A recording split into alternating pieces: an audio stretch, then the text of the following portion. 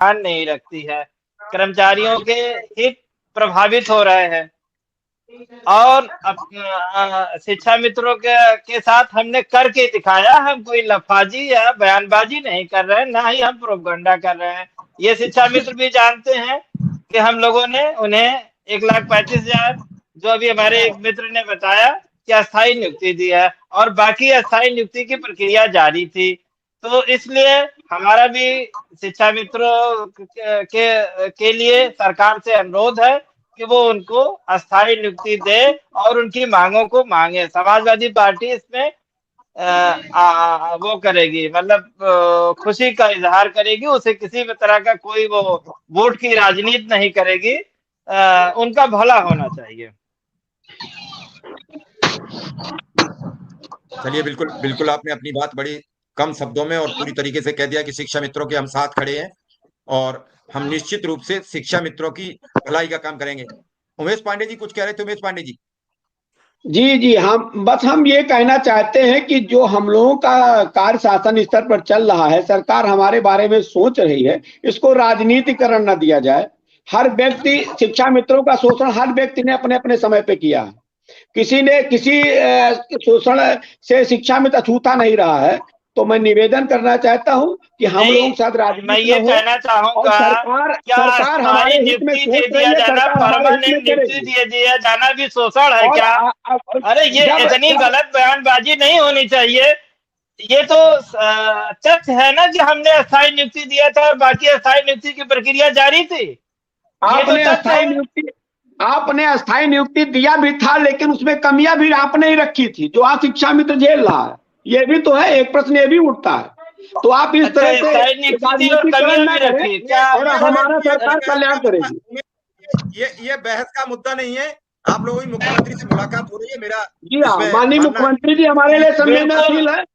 नमस्कार साथियों, स्वागत है आप सभी का आज के इस नई वीडियो में। ये वीडियो आप सभी शिक्षा मित्र साथियों के लिए बेहद ही महत्वपूर्ण होने वाली है।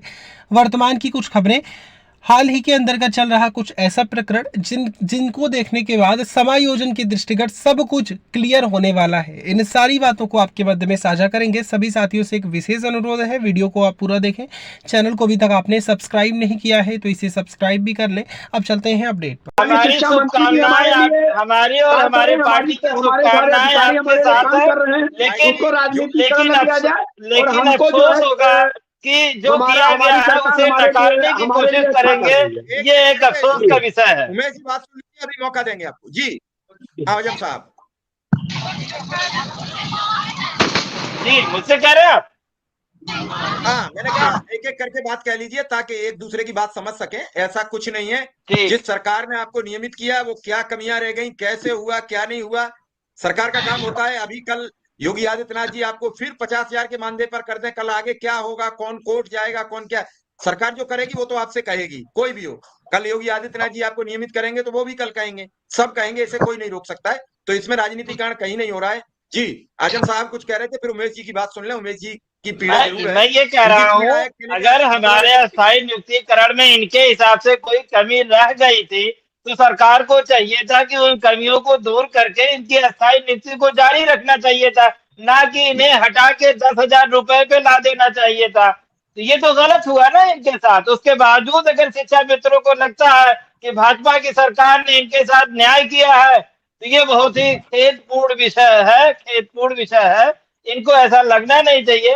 हमने जो दिया था उसे इन्हें सहर्ष मानना चाहिए कि हाँ, समाजवादी पार्टी शिक्षा मित्रों के विषय में एक सकारात्मक कदम उठाया था और अच्छा काम हो रहा था।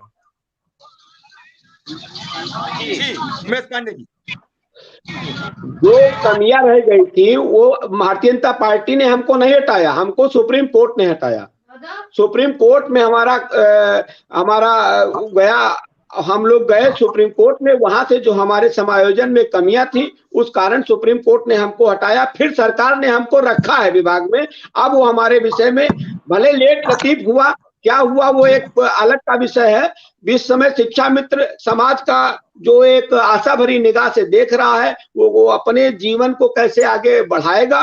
हमारे कहने का मतलब ये है कि जब हम लोगों का भविष्य अगर उज्जवल होने जा रहा है तो हम सभी पार्टियों से अनुरोध करेंगे उसको राजनीतिकरण न लिया जाए। बस मेरा किसी से कोई बैर नहीं है, लेकिन एक जो बात जरूर है कि हमें राजनीति में न झोंका जाए।